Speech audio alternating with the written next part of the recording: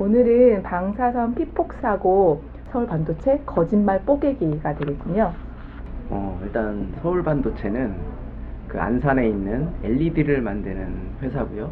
LED를 만드는 회사 중에서는 세계에서도 거의 5손가락 안에 꼽히는 작지 않은 규모의 회사입니다. 지난 8월에 서울 반도체 사내협력 업체 노동자들이 검사 설비 방사선에 피폭되는 일이 있었습니다.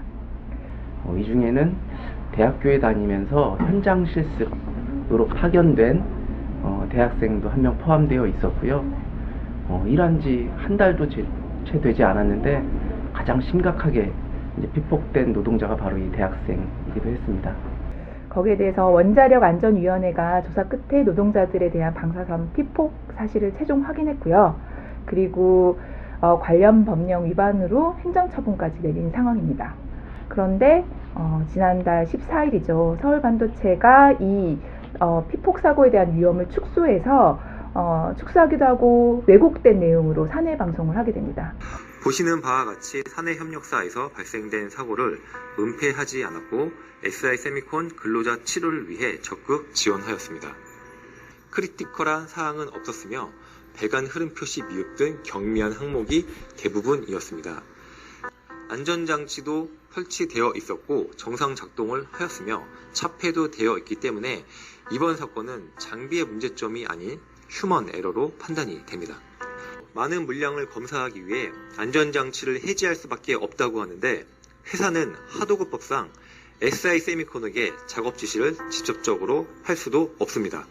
추가적으로 피폭 인원이 50명, 100명이다라는 기사도 나왔는데 7명 이외에 추가 피폭 인원이 없음이 확인되었습니다. 이제 원안이 조사 결과를 요약하면 7명에 대해서는 심각한 피폭이 확인됐다. 그리고 객관적인 자료가 없어서 추가적인로 이제 그 노출 한도를 초과한 경우를 확인하지 못했다. 이게 이제 원안이 결과예요, 사실.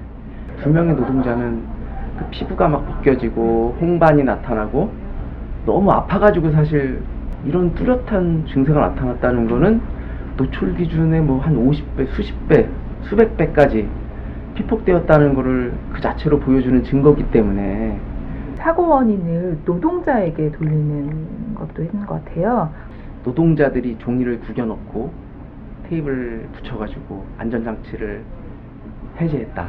그러니까 절대 안전한 장비를 그런 식으로 노동자들이 안전하지 않게 만들어가지고 작업을 했다. 이게 이제 서울반도체 주장인데 사실은 안전장치가 그렇게 허술하다는 걸 보여주는 거기도 하거든요. 심지어는 이런 게 이제 교육 같은 게 제대로 이루어지지 않아서 이 설비가 엑스레이 쓰는지 모르고 작업했어요, 노동자들이. 서울반도체처럼 주장하는 게 너무 좀 어이도 없고 참 염치가 없는 기업이다 이런 생각이 들고요. 서울 반도체 피폭 사고의 원인으로 위험의 외주화를 꼽기도 했었죠. 그런데 서울 반도체는 사내 협력 업체가 문제이고 자신들은 관여할 수도 없었다라고도 합니다. 사실 이 협력업체는 사내 협력업체거든요. 오로지 서울 반도체 물량만 소화하는 업체예요. 서울 반도체 주장이 사실이면 그렇게 검사할 필요가 없는 물량을 협력업체가 쓸데없이 했다는 건지 아니면 노동자가 시키지도 않은 일을 쓸데없이 한 것인지 물으면 알 수 있는 거죠. 이렇게 모든 권한을 가지고 있지만 책임은 사내협력업체에게 그리고 또 그 협력업체의 노동자에게 떠넘길 수 있는 바로 이런 구조가 실제 이 위험을 해결하지 않아도 되는 이런 상황을 만드는 거죠. 서울반도체는 사실 그런 점에서 되게 악랄한 기업이고 바로 이런 회사에서 그 이번 같은 피폭 사고를 막기 위해서는 당연히 위험 설비를 없애는 것도 되게 중요하죠. 그러나 바로 이런 회사들의 이 위험 업무 자체를 그 하청을 주지 못하게 도급을 금지한다거나 하는 일들이 반드시 필요하다고 저는 생각을 합니다. 4시간 이내에 2차 종합병원, 3차 상급 종합병원 및 방사선 전문병원 및 원안이 통보가 완료되었다.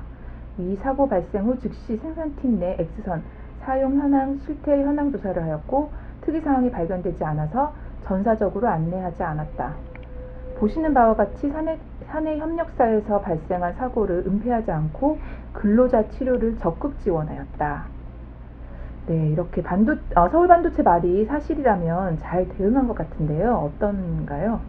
사실 중요한 거는 이제 한도 병원 간 다음부터는 서울 반도체가 대응한 게 아니고 사실 병원들이 대응을 했던 거예요.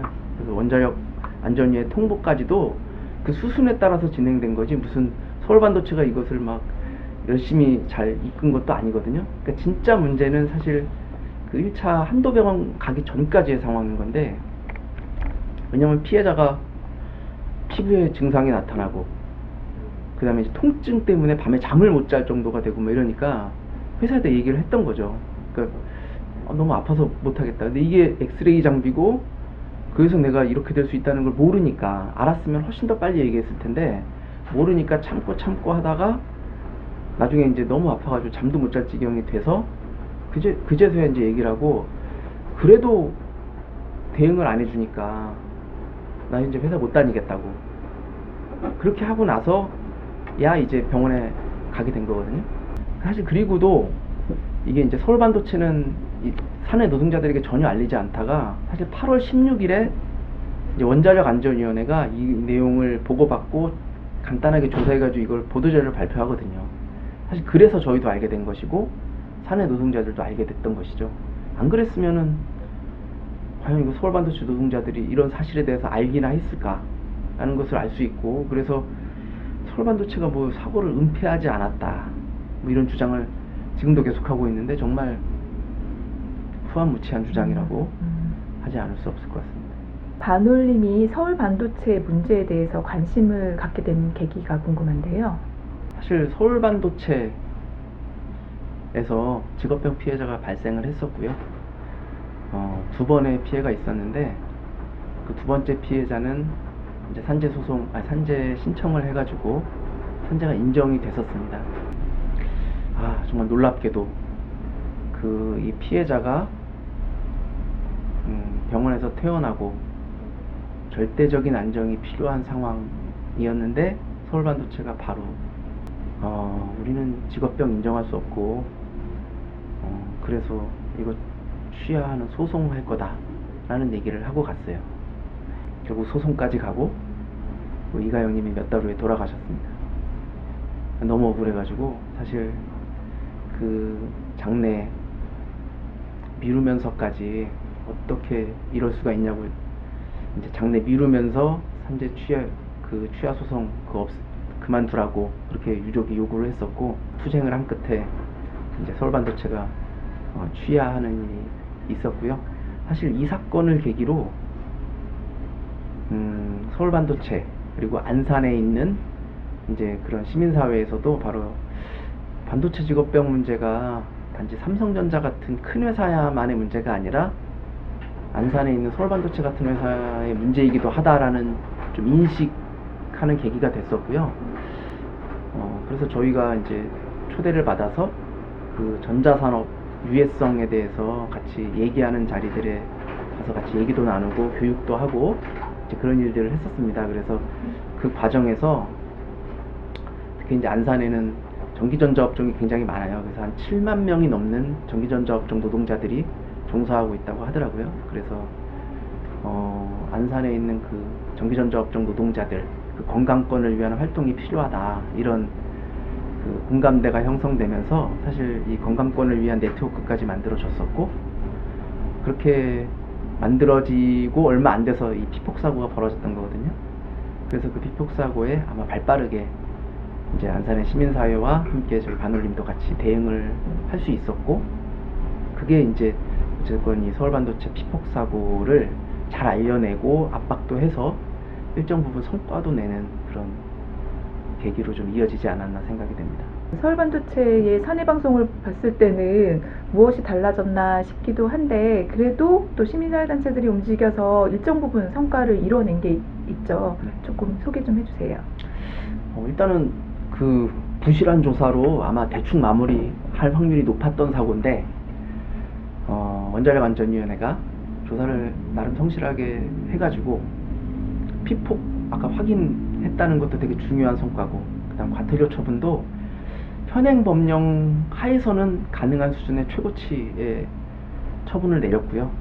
무엇보다 이 설비 이런 종류 아주 간단하게 안전장치를 해제할 수 있는 이런 방사선 설비 너무 위험하니까 이거 폐기하라라는 주장으로 저희 네트워크와 이제 반올림 같이 서명운동도 내고 원안위에도 그런 얘기를 강조해가지고 저도 적어도 서울반도체 이번에 사고를 냈던 설비, 그다음 동종 설비는 폐기하는 것으로 결정이 됐더라고요. 그래서 아까 가장 심각한 피폭 당했던 분이 신안산대학을 다니는 그 현장 실습 파견 학생이었잖아요. 근데 이번에는 그 신안산대 측의 사과, 그리고 아주 일정 부분이지만 보상, 그리고 이제 재발 방지를 위해서 무엇이 필요한지 학생을 파견했으면 그 현장이 안전한지에 대해서 학교도 관심을 가지고 또 학생들에게 위험에 어떻게 대처해야 될지 교육도 하고 이런 책임이 좀 있는데 그런 것들을 전혀 하지 않고 방기해왔던 학교 측에 바로 그런 의무가 있다는 것을 상기시키고 협약으로까지 체결하기로 이제 합의가 되어 있거든요. 그래서 그런 부분은 나름 꽤 중요한 성과가 아닌가라고 생각이 되고, 무엇보다 이제 서울반도체 같은 이런 후한무치한 기업이 있다는 것을 널리 알리는 것, 그리고 그런 기업들을 결코 가만히 내버려 두지 않겠다라고 하는 어떤 시민사회의 이런 감시가 있다는 것을 알리는 것 그 자체가 저는 또 중요한 성과가 아니었나 그렇게 생각이 됩니다. 지금까지 성과를 바탕으로 앞으로도 해나갈 일이 많을 것 같은데요. 어떻게 대응해 나갈 계획인가요? 방사선 피폭이 진짜 위험한 것은 지금 무슨 피부가 벗겨지고 지금 통증이 있고 이거보다 10년 후에 20년 후에 백혈병에 걸릴 수 있고, 설사 피해자 자신은 뭐 암에 안 걸릴 수 있어도 2세까지 나타날 수 있는 거거든요. 2세 질환으로 나타날 수 있는 이런 심각한 문제라서 당연히 서울반도체가 피해자에게 사과보상 제대로 하라고 요구하면서 반드시 그렇게 될 수 있도록 시민사회에 같이 압박해야 될 것 같고요. 그리고 신안산대가 아까 합의한 내용이 있잖아요. 재발방지 관련해서는 저희 이제 반올림뿐만 아니라 그 안산의 이 관광권 네트워크가 할 일들이 좀 있을 것 같아요. 뭐 재발방지를 위한 어떤 교육 같은 것도 있고, 그리고 이제 그 과정에서 발견된 어떤 신안산대 학생 그리고 업체 협약 같은 게 있는데, 이 협약 자체도 굉장히 문제가 많은 내용들이 있어서 이제 이런 걸 구체적으로 어떻게 뜯어고칠지 같은 것들도 아마 네트워크가 같이 신경을 써야 되지 않을까 싶고요. 그거 외에도 이제 이 안산 지역에 있는 전기전자 업종 노동자들 일반에 대해서도 사실 앞으로 좀 이 네트워크가 대응을 해야 되지 않을까라는 생각이 듭니다. 왜냐하면 피해자들을 좀 발굴하고, 그래서 피해자들 스스로 자신이 직업병에 걸릴 수 있다는 것도 알아야 되고, 그래서 걸린다는 그 생각되는 피해자들의 좀 제보를 받아서 반도체만이 아니라 전자산업 일반에 그런 유해성이 있다는 것을 좀 널리 알리고, 그걸 통해서 조금 더 작업장이 안전해지도록 만드는 것까지 아마 올해는 좀 그런 일들도 해야 되지 않을까라고 생각해서 안산의 네트워크도 같이 이제 반올림도 힘을 합쳐서 그런 일을 좀 할 수 있었으면 좋겠습니다. 네, 오늘 방사선 피폭 사고 서울반도체 거짓말 뽀개기에 대해서 알아봤습니다. 오늘 말씀해 주신 이상수 활동가님 감사드리겠습니다. 뽀개기 TV 오늘 반올림 편 네. 이렇게 마치도록 하겠습니다. 감사합니다. 감사합니다.